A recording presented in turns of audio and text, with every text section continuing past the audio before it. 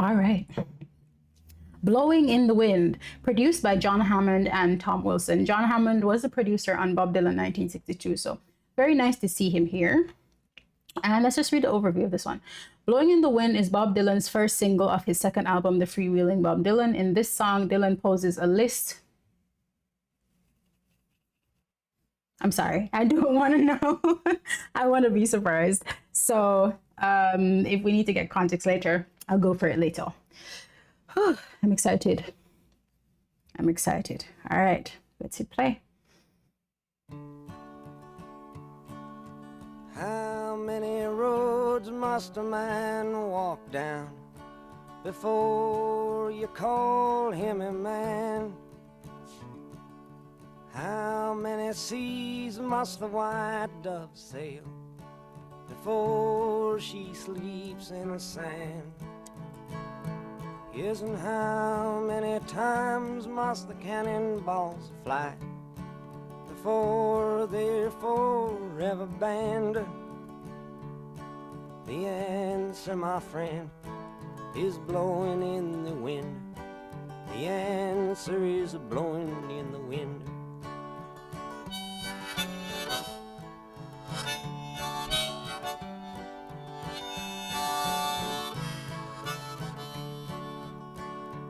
Yes, and how many years can a mountain exist before it is washed to the sea?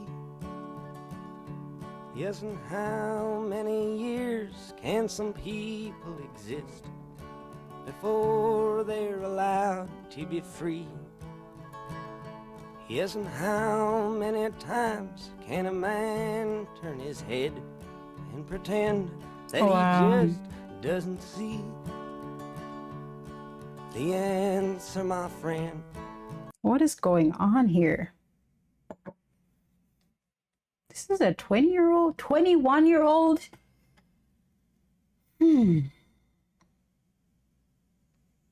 Wow. All right, let's pull that back from the top.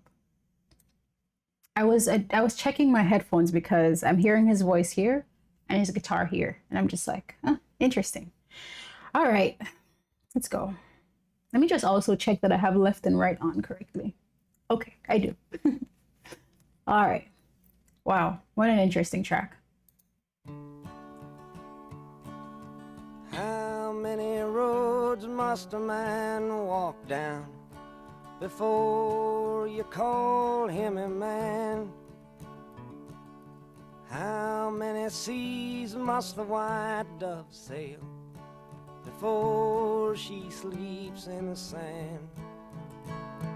Yes, and how many times must the cannonballs fly before they're forever banned? The answer, my friend, is blowing in the wind. The answer is blowing in the wind.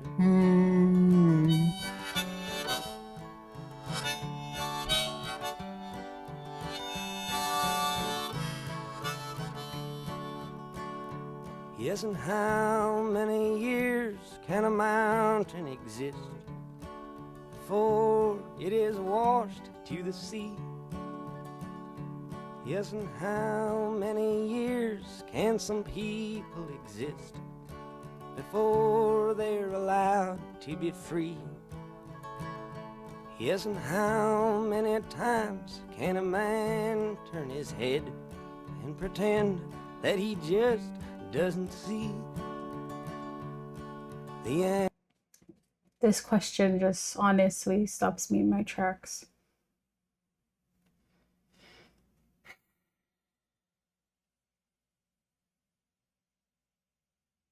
You know, I don't really know a lot about Bob Dylan, and I'm okay with that. I'm okay with finding about more about this person after we listen to this and after we watch the documentary and these different interviews that you've all suggested. But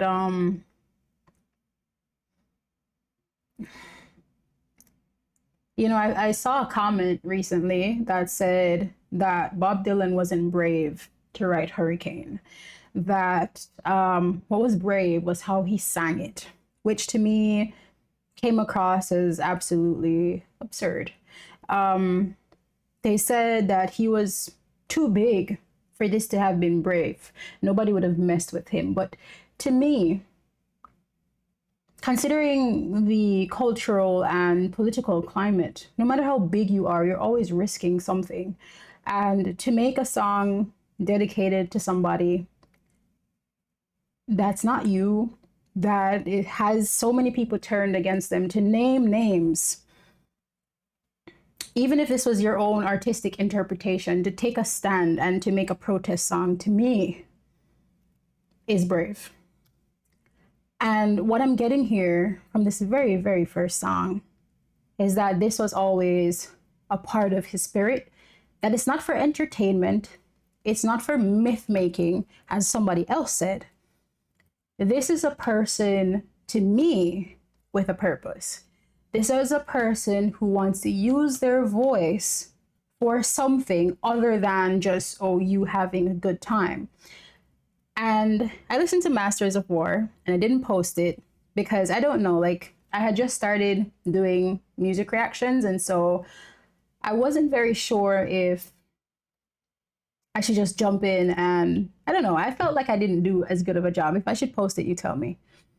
But when I hear these questions posed, I really do wonder if people take these things seriously, if they listen to the questions that are being asked, if they ponder them seriously. And so for me, I feel like listening to this very first track on your album, I take this with incredible seriousness. I do not take it as entertainment. I think it sets the tone for the album.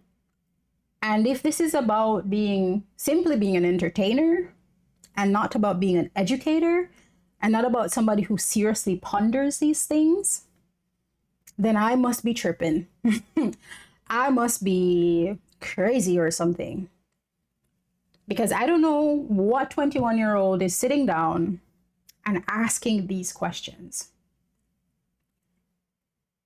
How many roads must a man walk down before you can call him a man?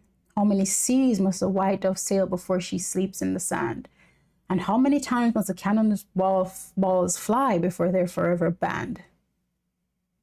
The answer, my friend, is blowing in the wind. And how many years can some people exist before they're allowed to be free? I mean, are we having the conversation or are we just here to be entertained?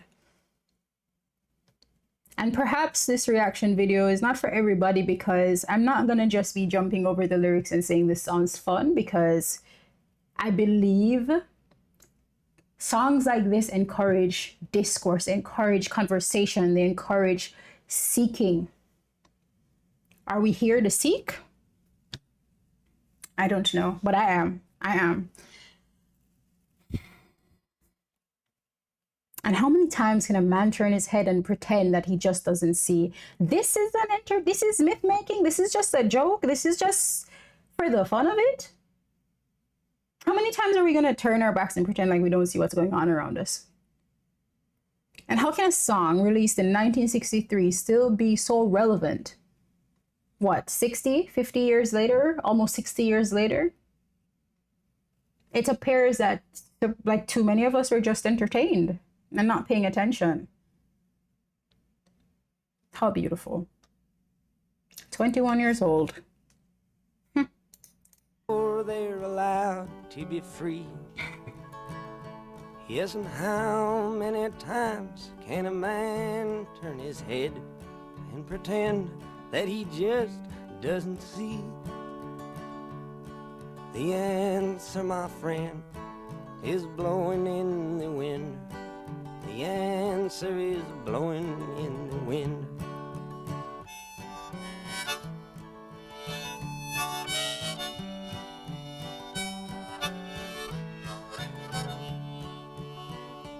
Yes, and how many times must a man look up before he can see the sky?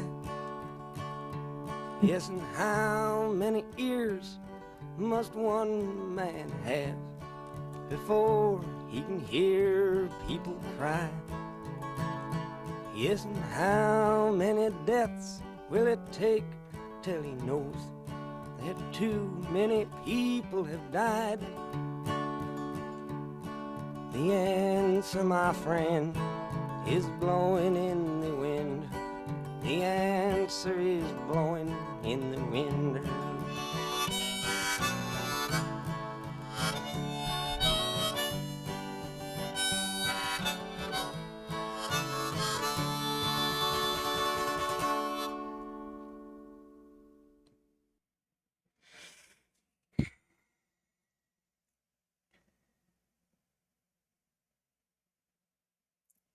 You know, one of the things I've realized about death and things like that is that I feel like most of the times people feel like, or like, like the experiences of others seem to come across as being abstract, like they're not really happening until they get to your front door. And I don't, these are such powerful questions, and I wonder if they land. I wonder if, like, people are really thinking about the questions that are being asked.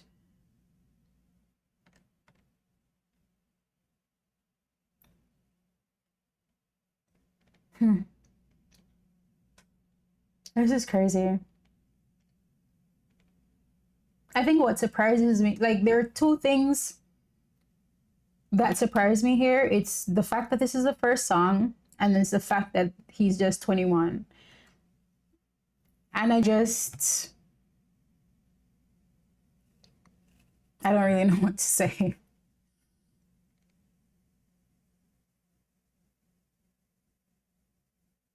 And how many deaths will it take till he knows that too many people have died?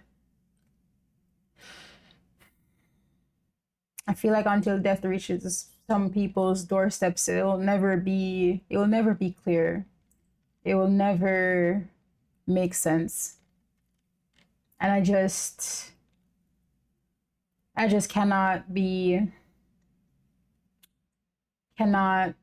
stay here and be entertained.